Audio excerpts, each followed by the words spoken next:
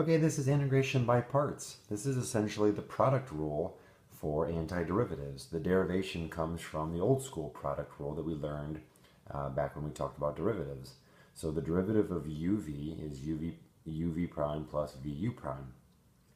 But if we believe this to be a true statement, then we can integrate both sides. The integral on this side gets you back to just uv, and then we have an integral and an integral, which is this line right here. And then if we solve for this, we get that this integral, u dv, is equal to uv minus v du. And again, I copied it over here. So we're talking about the formula for integration by parts. We're looking at the star here. What it says is the integral of u dv, and you want to think of u and dv as separate functions. So the integral of u times dv is equal to, or can be rewritten as, uv minus the integral of v du. Similar to all the derivative or all the integral strategies, it doesn't matter if it's integration by parts, partial fractions, u substitution, trig substitution, algebra manipulation. Every single one of those steps is to take an integral that we can't do and turn it into an integral that we can do. So the goal here is to take this as our starting integral, rewrite it as this, but then we can actually do this integral. And I'll show you what I mean by a couple of examples. Again, the derivation's over here, but this is the rule you have to know and love. Okay, so we come down here and we look at the integral of x times cosine x. U substitution is not going to work, but here's what we can do. We can follow this process.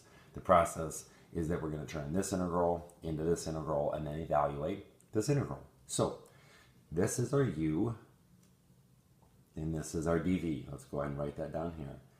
U equals x, and dv equals cosine x dx. Okay, but if u equals x, then du equals dx. And if dv equals cosine x dx, we integrate both sides to get v, and the integral of cosine is sine. Okay, and then what we're doing is we're going to take this integral and set it equal to what we know. Okay, the integral of u dv equals to uv, so x sine x, minus the integral of v du. Again, go through that nice and slow. What we've done here is we've believed this to be a true statement, and we've taken the integral of u dv and we've set it equal to uv minus the integral of v du. Again, the given information was u and dv, and we wrote it as uv minus the integral of v du, and I just am taking these and plugging it into the formula. And you look to see what happened here.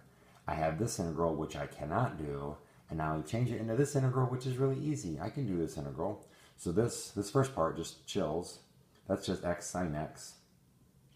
And then this is the opposite of the integral of sine x. Well, the integral of sine x is negative cosine x, and negative makes a positive. And then I am done. I successfully changed this integral into this integral, and I can do this integral, and boom, I'm done. If you want to, feel free to check. You can take the derivative of this and make sure you get back this, and you will. Okay, so how does it get harder? This is a pretty basic example because this is just an x and this is just cosine x. There's not anything crazy going on here. Let's make it a little more difficult. So this is x squared and now e to the 2x. It's still a product.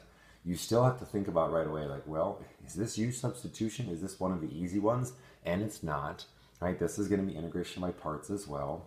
And you like to think that, all right, I don't really know what to do here. How do I know which one's u and which one's dv? Is the first one always u and the next one always dv?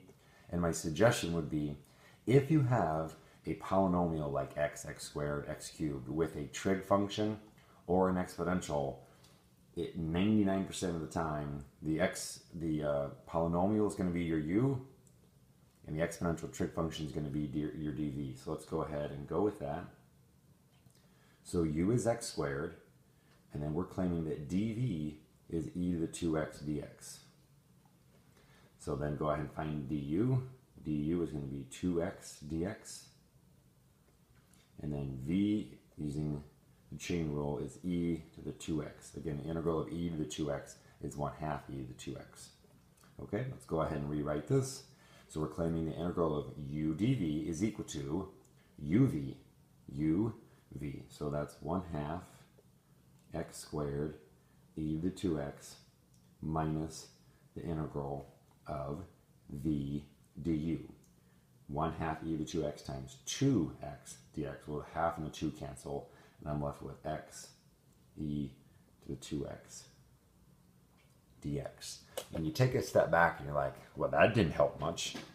This integral isn't any worse than this integral. I still can't do this integral. And you're like, oh, deep breath. You actually just do integration by parts again. This is still a product rule. And what you can see here is the polynomial went from a square to a linear, right? A quadratic to just an x. And if we do the whole process again, we're going to get this linear function to go away. So you do integration by parts again, and you rewrite this integral, okay? So we have a new u, which is x. dv happens to be the same, e to the 2x dx, making du just dx, making v 1/2 e to the 2x. And then we take this integral and this integral only, okay? So this is going to be still there. We didn't do anything to the 1/2 x squared e to the 2x. I'm going to put a minus sign. I'm going to put big old brackets here because this is rewriting just this integral. This stays, and this entire integral is going to be rewritten as a new uv minus v du. So let's take the new uv 1/2 x e to the 2x minus the integral of the new v du. 1/2 e to the 2x dx. And now what we've done is we've made this into an integral that we can actually do. Okay? So this stays put. This is just 1/2 x squared e to the 2x. This is fine. That's just minus 1/2 x e to the 2x. Okay, and this is going to be a minus. We're going to distribute that minus. So this is a minus, which is a plus. The integral of 1/2 e to the 2x is going to be 1/4 e to the 2x plus c, and we're done. Again, we took an integral. We rewrote it as a different uv minus v du. We realized that we still couldn't do that integral, and we did integration by parts again. And what you're going to notice here is that there's this pattern. What did you keep doing to the x squared? You kept taking derivatives of the x squared, then it became x, and then it became dx. And what did you do with this e to the 2x? You kept taking integrals, integrating. Well, there's this method called tabular. And tabular is not a new method. It's simply an organizational piece that helps you do multiple integration by parts, right? This was me doing integration by parts twice. Well, tabular can keep track of that. Instead of having to write all of this out and losing track of maybe negative signs or halves, tabular does a pretty good job. And what you do here is just take your u's and your dv's from the original problem and set them up like this. Okay? Take derivatives here and stop when you get to 0, right? On this side, right, we're going down, we're taking derivatives. On this side, we're taking antiderivatives. So the antiderivative of e to the 2x is 1/2 e to the 2x, 1/4 e to the 2x, and then 1/8 e to the 2x. And you're always going to go one more on this side than on this side, and I'll explain why. But again, on this side, we're taking integrals. Okay, this takes a little thinking here, but it'll make sense if you really take a look. Now, what happens here? What gets matched up with what? So the first thing what happens is u gets matched up with v, right? This integral gets rewritten as uv. Well, where's u? There's u, and where's v? It's right here. So do you see how these two things actually get matched up in the formula? This is u dv, and we write that as uv, and then what do we keep doing? Well, then we keep taking, if we need to do multiple steps, we keep taking more UVs and UVs and UVs. And so what happens is, there's your partners. All of these get matched up. And you can take a look down here. If you want, look at the original u, v.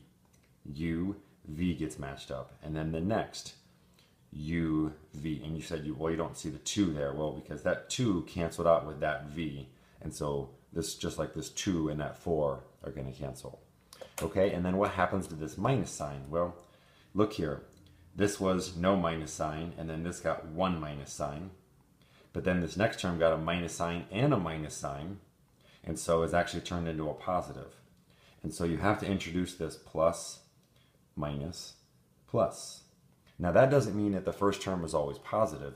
It just means there wasn't a sign. These terms themselves could actually be negative. And so tabular keeps track, because look what we're going to do here. We're going to take x squared times a positive 1 times this. And what do we get? We get that first term. Then we're going to take 2x times a negative 1 times this. Well, 2 and 1/4 give us a half. Negative is a negative. Negative 1/2 x e to the 2x. Negative 1/2 x e to 2x. You get that term. And then this last one, 2 times a positive 1 times 1/8 e to the 2x is 1/4 e to the 2x. Boom. Right there. Tabular isn't a new method. It's just integration by parts. It's just a nice way to kind of keep track of all this stuff, because if you have an x squared or an x cubed or an x to the 4th, if you have an x to the 4th right here, dude, you got to do this 4 times. Tabular does it super quick. Okay? So you'll use tabular. You could even use tabular if you just wanted to do this. What if we wanted to use tabular on just an easy, straight up x cosine x? What do we do to use tabular? We take derivatives over here, antiderivatives over here. Okay? Draw your diagonals. Plus, minus, and then we would take x sine x. Well, x times 1 times sine x would be x sine x. 1 times negative 1 times negative cosine is going to be a positive cosine x. Plus c, and then compare that to this. Same thing. Tabular can work for any of these polynomial, trig function, polynomial exponentials. Okay, so tabular is a nice time saver more than anything else. Okay, let's do 3 more examples. We're going to do 1 more long tabular one, and then we'll do 2 other ones that kind of fit a different pattern. So, what's the integral of the natural log? And you're like, that's du over u. I'm like, no, that's the derivative of the natural log. Again, the derivative of the natural log is u prime over u. What's the integral of the natural log? Well, that's something you don't know yet, but we can figure it out. You need to think about this, and I know this is a little weird, but one of the functions is going to be the natural log of x is u, and then dv is actually going to be dx. Okay, and then let's follow the procedure. Du then is 1 over x dx. V then is x. And then what can we do? We can rewrite the original integral as u v x ln x minus the integral of v du. But v times du, that's x times 1 over x dx. That's just dx. And look, I changed an integral that I didn't know into an integral that I do know. Remember, the x ln x just chills. And the integral of dx, that's just like integrating 1, is just x. So minus x. And so now you do know the integral of the natural log. It's x natural log of x minus x. Okay? Same thing over here. You know the integral of du over u squared plus 1 is inverse tangent, but you don't know the integral of inverse tangent, but now you do. Or at least you know the process to find it. Make u inverse tangent. dv is dx. That makes du 1 over x squared plus 1 dx. And that's the derivative of inverse tangent. Remember, you knew the derivative of inverse tangent. You didn't know the integral yet. And then v is going to be x. And then rewrite this as what it is. So remember the rule. Again, maybe you want to write that down again.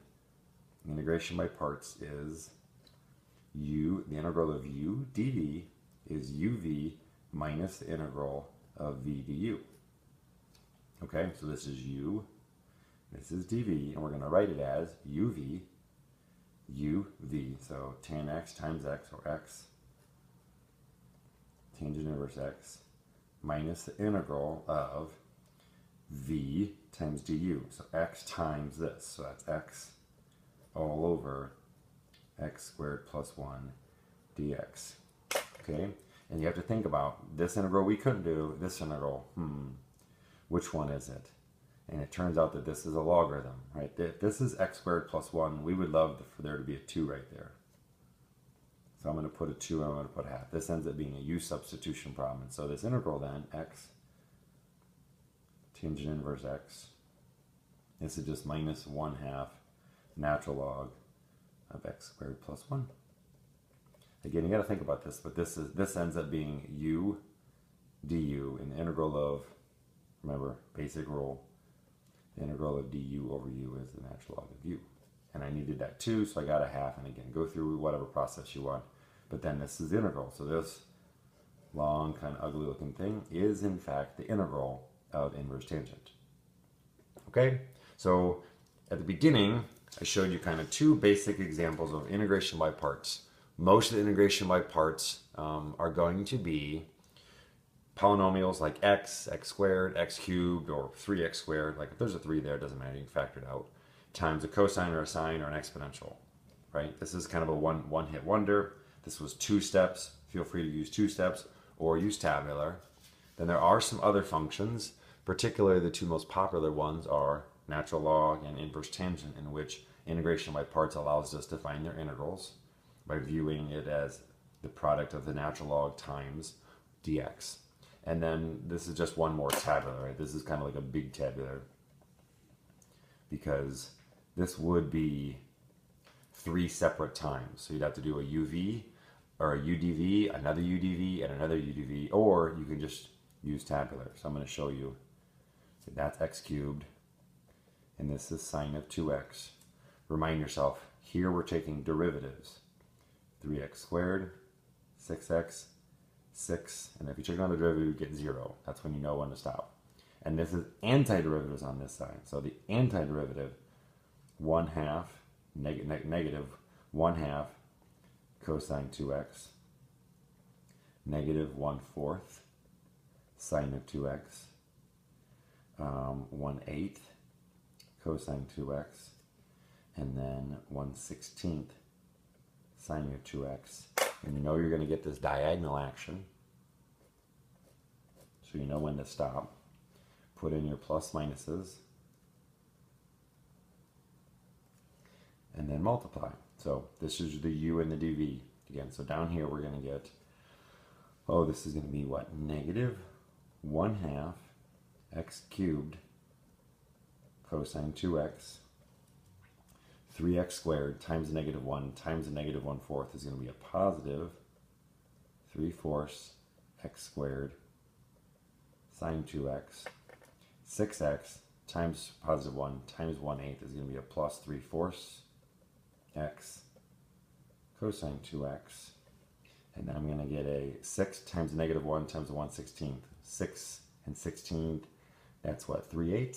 So a minus 3/8 sine of 2x plus c.